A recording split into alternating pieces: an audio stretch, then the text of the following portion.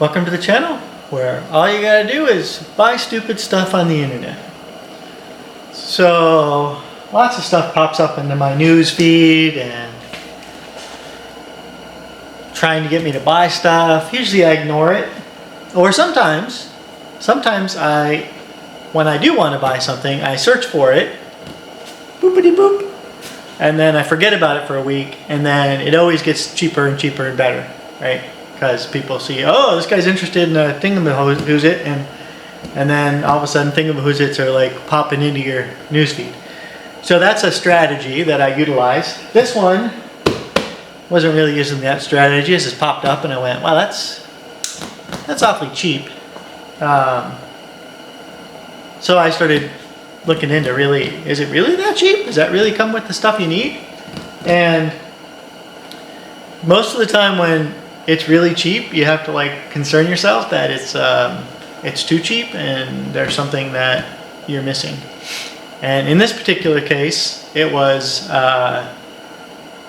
being shipped from overseas, and shipping was free except for you might need to pay import fees, something.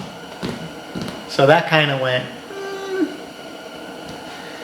So then about a week later, I found the same thing at a more reputable store, whatever. And it was $4 more expensive. It happened to be a return different packaging thing. So it was normally not $4 more expensive. It was normally quite a bit more expensive. So anyway, this is, I don't know how good your eyeballs are, but probably better than mine. I think that's right side up. So this is a laser cutter. Supposedly it's 40 centimeters by 40 centimeters, which is, 0.4 meters, not that big, 15 inches and change. I don't really need a laser cutter. All it's good for is really making, I don't know, balsa wood airplanes or stickers. But I do have a plasma cutter that works good as a plasma cutter, but you can't steer it very good. So I think I can just, because this doesn't take any cutting forces, same as that, right? So I think if I put this together and mount my plasma cutter to it, should be good.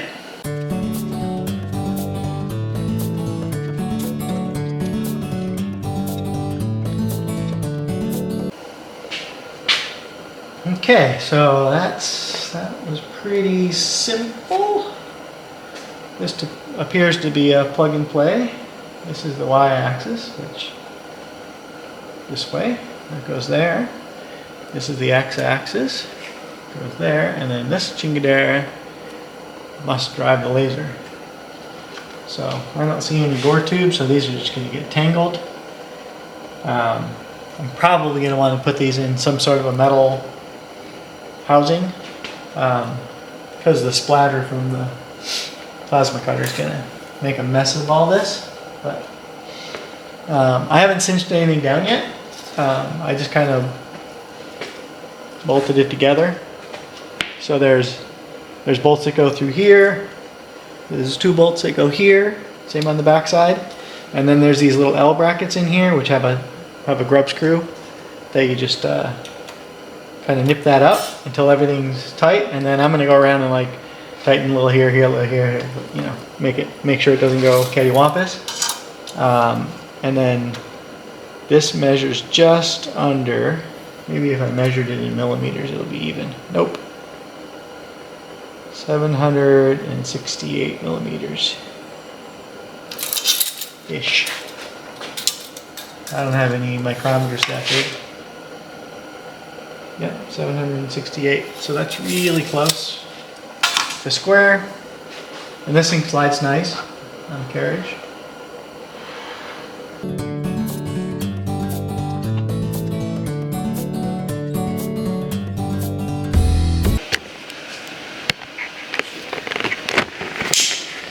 I don't know if you can hear that over my heater. Look at that. Coordinates, stuff, engrave, control. Yep. Welcome to the channel where all you gotta do is make this into a plasma cutter. So I bought my plasma cutter, I don't know, 6 months ago. It works really good as a plasma cutter, but steering the thing is, well, there's no force feedback on it, so it's really hard to get, without tracing something, it's really hard to get a nice smooth cut.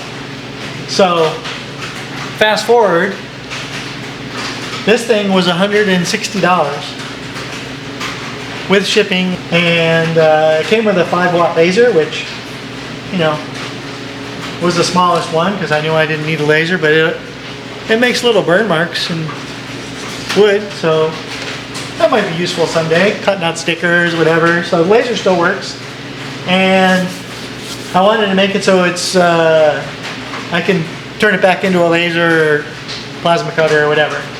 But what I had to science out before I could make this into a plasma cutter is, this is the wire that goes to the laser, and there's 3 wires.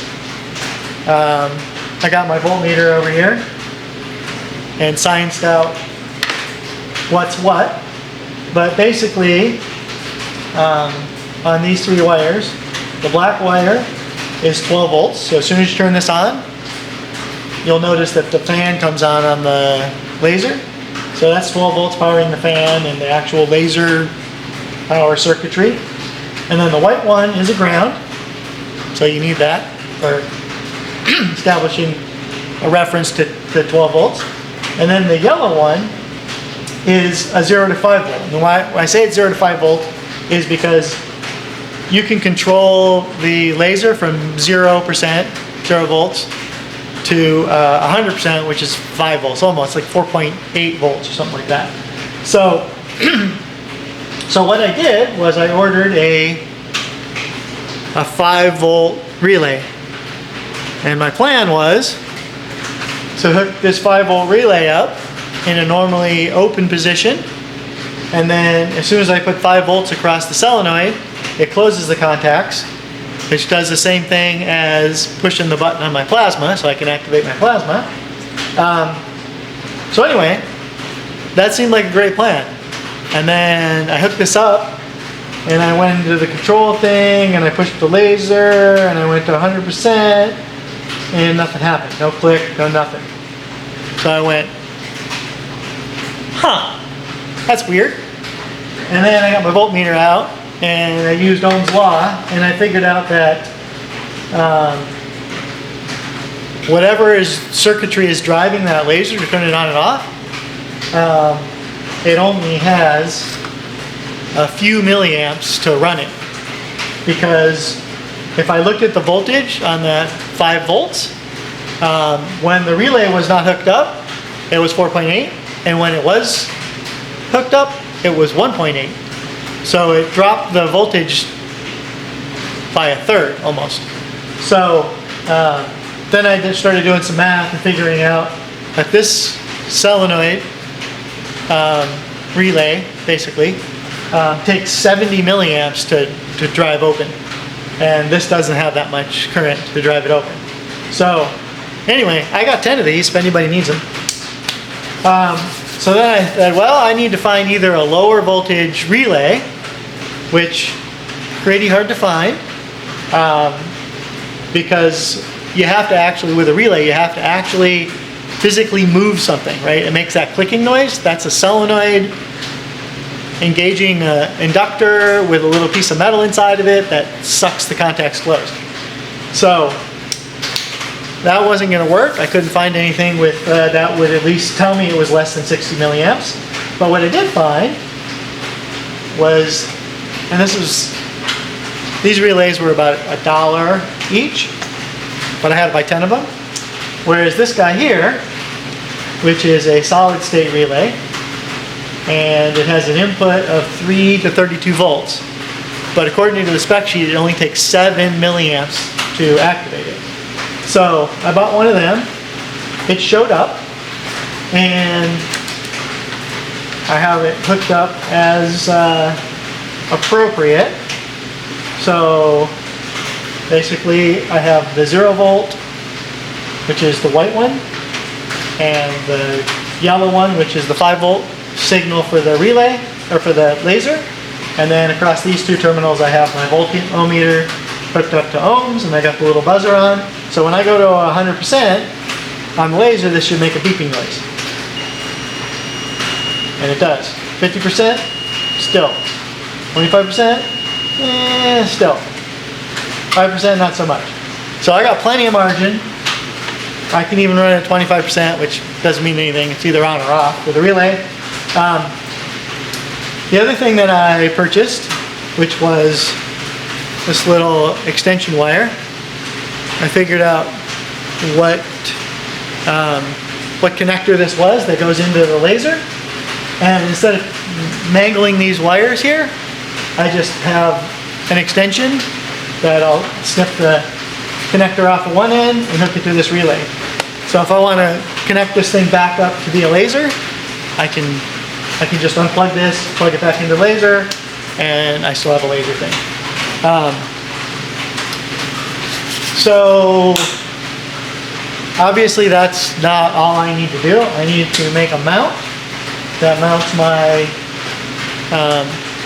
plasma head onto here where the laser used to be, and you do a little bit of wiring here and there. And then my plan is to set a piece of material, aluminum, steel, whatever thickness it is, and just set this on top of it. So I don't have an actual area where I'm going to make this thing live. I mean, it's going to sit here on the workbench and I'm not using it, but you can pick it up. It's super light. And so what I'm going to do is just put some sawhorses outside, set my material on top of that, piece of sheet metal, whatever, and then set this on top of it and position it to where I want to cut, and then push go. So this isn't going to take up a lot of room in my shop. I could actually like store it up on my mezzanine or hang it on the wall, whatever. So that's a big part of stuff I purchased. Like, I really want a bigger bandsaw, but where am I going to put it? Unless I get this dang Bronco done. Yeah, about that. So anyway, I'm going to get to wiring this thing up. And I already kind of designed up a bracket, which I'll put a little video of me poking buttons on CAD and rooming around, and you can see what my bracket looks like. Alright, so this is the mount I came up with to mount the plasma cutter. So let me just flash here all the dimensions on it. Not that anything is super critical, but this one's got to be fairly close, because that's where the little thingy fits in. But it's got a M5 thread here, so not super critical. This is also on an angle. I don't know if you can see it, but that's on a 15-degree angle, 14-degree, something like that. I don't think it has to be perfect. But, and this, I just made this out of a hunk of plastic. I didn't want any electrons, you know, transferring from one thing to another, and I had a lump of plastic laying around from forever ago. So anyway, that's what that looks like. So here's my plasma cutter head, and this is where the compressed air goes into it, and this is the power. This is basically goes to this little switchy here. So I figured out what this was and ordered a couple of connectors so I can make this thing omnidextrous and make it be a plasma cutter CNC or a plasma cutter by hand. One other piece of the puzzle is I had this old lamp that I never used. You probably recognize this from the 80s or something.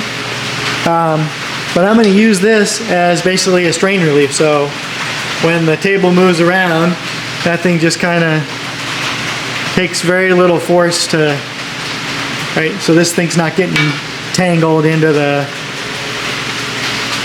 I did a similar thing on this. I took a piece of stainless steel welding wire and I just made this like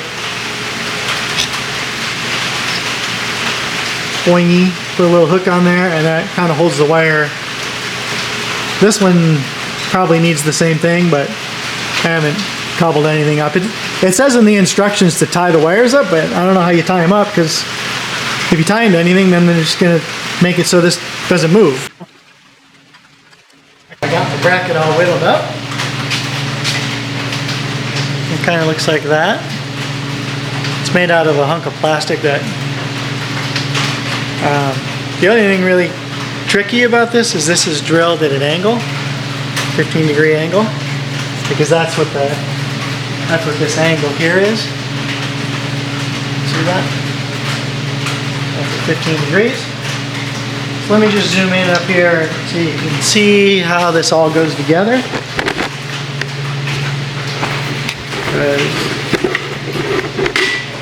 It's not super obvious how it works. So, obviously this piece comes off, but this piece also comes off. You just unscrew that. Like that there, and then it exposes these connections for the compressed air. So we pop that guy out of there. That. Then you can make this thing slide in there, like that. Because this thing won't go around the corner, so you have to take it apart like this to get it together.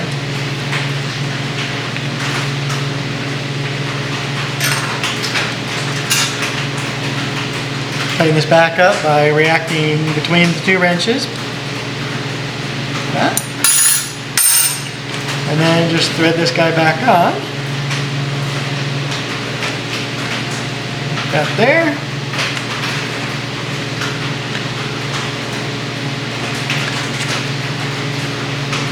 And then now you can see that this and this are somewhat parallel. Close enough for a plasma cutter. And then, I don't know if you can see that, but I have a little hole there that's threaded. So I got an M5 bolt. You don't really need a big, strong, wrenchy thing on here because there's not a lot of force on this. It's just kind of holding it in position. Make that be perpendicular, and that's plenty tight enough. So, and then this thing bolts on a couple of little bolts. And these are the bolts that hold the laser on. These little guys, but those aren't long enough, so I just got some M5s by, I don't know, 15 millimeters or something. And it's only going into a piece of sheet metal anyway, so that's plenty long. So there, that just bolts on to the laser cutter. There's L bracket tray. And then this just flops right on here like this.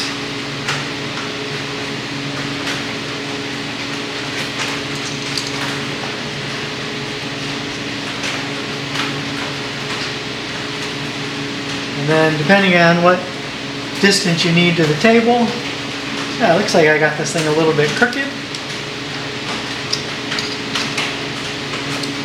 Now that it's on a flat table, you can see it's crooked. Yeah, now straight. So there you have it. Now you can set this to the distance you want from the table there. It looks like I'm about 1/8 of an inch away. Make that a little bit closer. It's about a 1/16 of an inch away. So there's no like active adjustment on it, which is fine. And then you can see that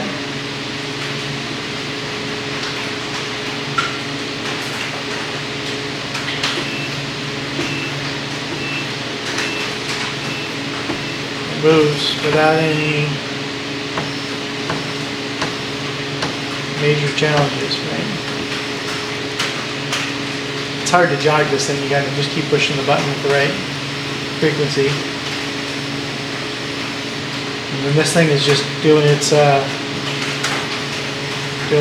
catching up. Right.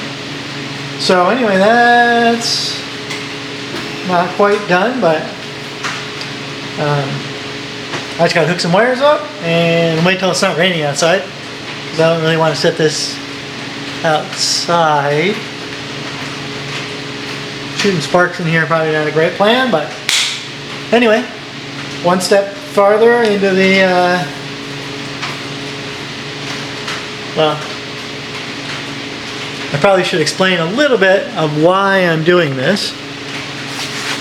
The Mustang back there has, if you know anything about building cars or race cars, you realize that it's basically bracket building exercises, and all the suspension mounts and shock mounts and power steering rack mounts and yada yada yada, everything has to be like a little laser cut hunk that you weld on in the right spot. And I like to design stuff so the geometry of that is it fixtures off the frame in some way that you know it's in the right spot. So I could totally just, you know, send out an outside shop to laser cut it for me, but that usually takes, you know, days or weeks to get, and it costs money. So I got 4x8 sheets of sheet metal in the shed. I can just drag that out, plug this thing in, and I mean, I could even laser cut it down there in the shed. So I only need 110 volts and I'm ready to rip. So so that's the plan. I can, you know, if I need to whittle up a bracket for the Bronco or for the Mustang or for the skid steer or race car, whatever, I can just one other piece of information that may or may not be known is, it was not known to me when I bought this, but you can run a DXF on this, or you can run G-code. I think there's a couple other operating, well, there's other features or other programs you can use. What's the word I'm looking for? There's other protocols for communicating how you want to cut. And this particular one, G-code was one of the options, which I'm very familiar with, done a lot of machining in my time. So I was thinking, oh great, I have programs that can make G-code, no problem. Make a G-code. Well, pump the brakes a bit.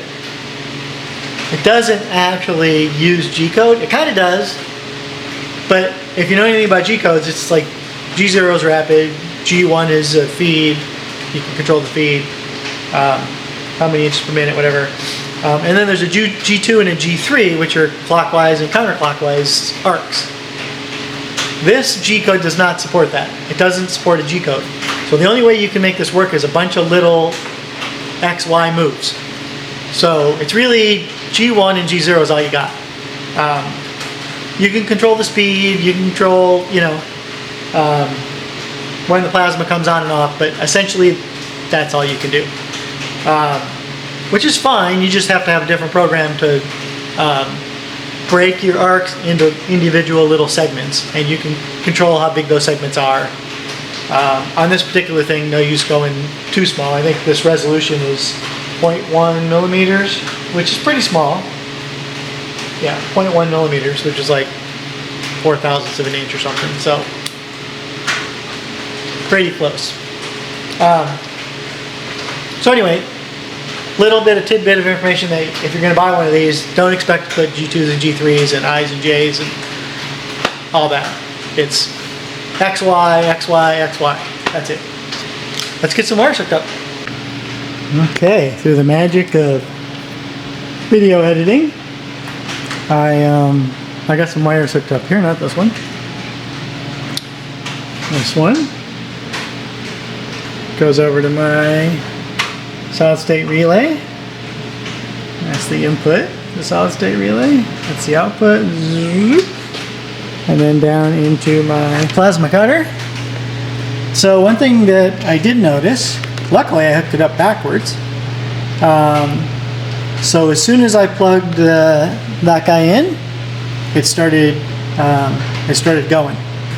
So knowing how power electronics work, there's a diode in this, so current can go one way freely and the other way not so much.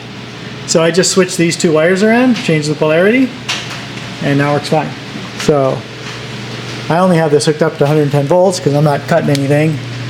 But if you turn that guy on, everything's happy. I got my ground here going to granite, so no power is going to go anywhere. And then if I push this little button here, you should hear that thing clicking. Buzzing. And then off. On. Off. So there you go.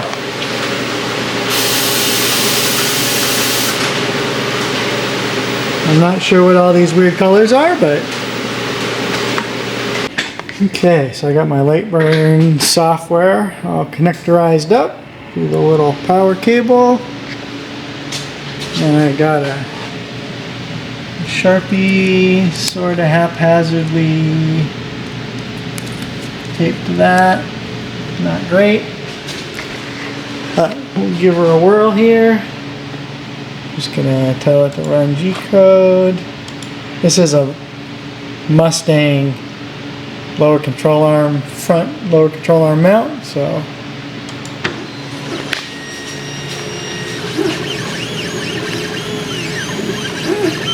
it picks weird places to pick up. I don't understand. I think I'm just gonna have to tell it where I want it to pick up, because it doesn't seem to figure it out too well. Anyway, that's kind of the size of the bracket. Okay, so this is my first test cut. 16 gauge material. Pressed air is at 40 psi.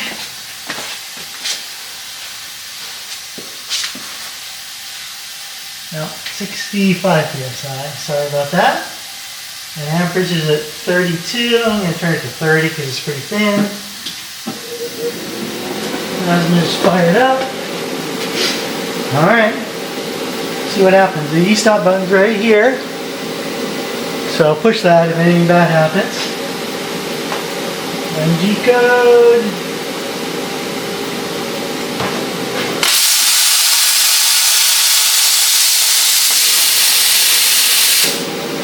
Alright.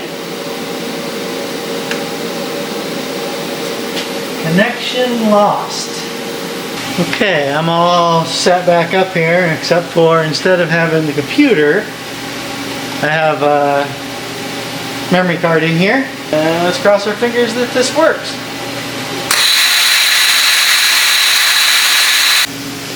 Okay, so I put it on these little plastic, about a ½ inch thick pieces of plastic. Same plastic I made this out of, actually. Some cut-offs over there. So, try this again. Okay, so trying to figure out where the interference is coming from. I wrapped this whole thing in, aluminum foil to kind of make a Faraday cage in there. And then I put this way over here and just push this button. And this thing, it didn't completely turn off, but it did say disconnect. So that was interesting. And then, so that didn't work, right? And then so I put it around all of these wires. So it kind of looks like a tin hat brigade. Turn this guy back on. And if I push this button, it goes on.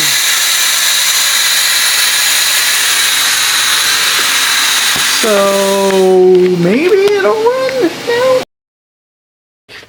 Okay, so I made some progress here. I managed to waste a bunch of aluminum foil and didn't make any difference. So still fails as soon as it turns on, which is really bizarre because the first time I pushed the button it kind of worked for 5 seconds. So I'm going to go on to plan B. What I really need is to make parts, so I've decided to at least temporarily give up on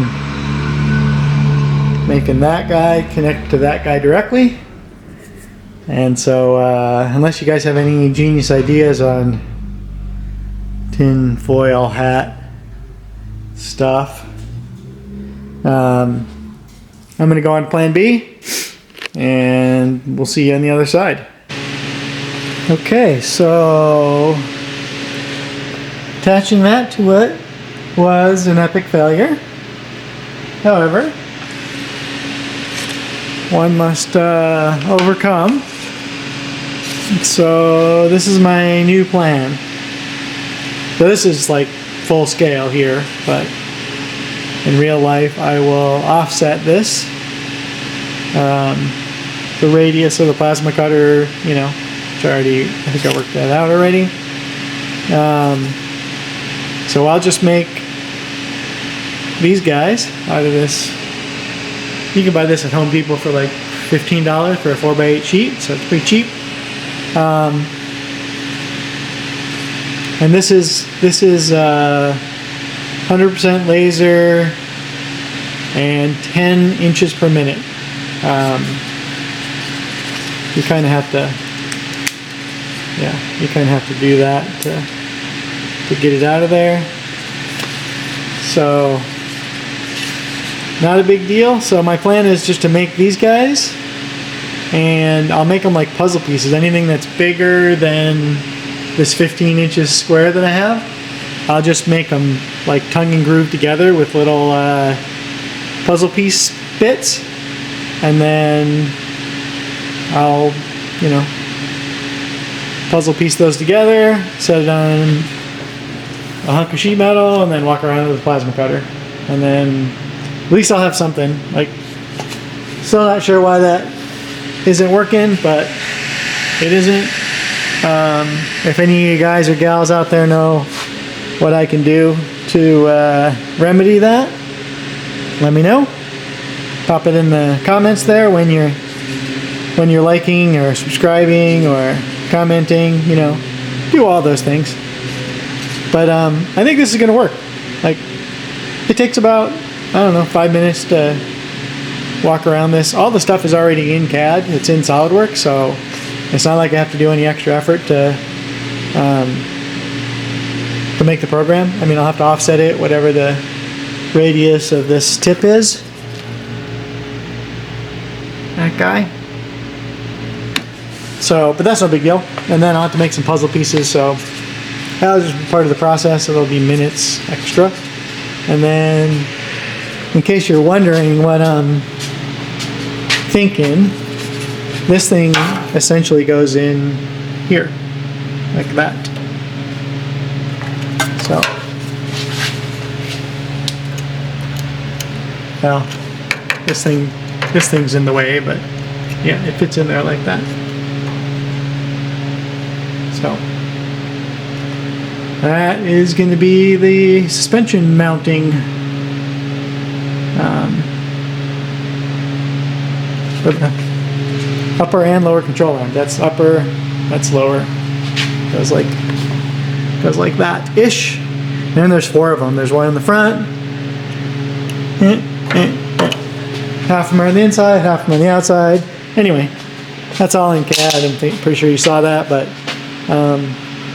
anyway, I think this is what I'm going to do. It's it wasn't my original plan, but sometimes you have to change your plans. Thanks for watching. If you like this content and want more, subscribe, like, and share.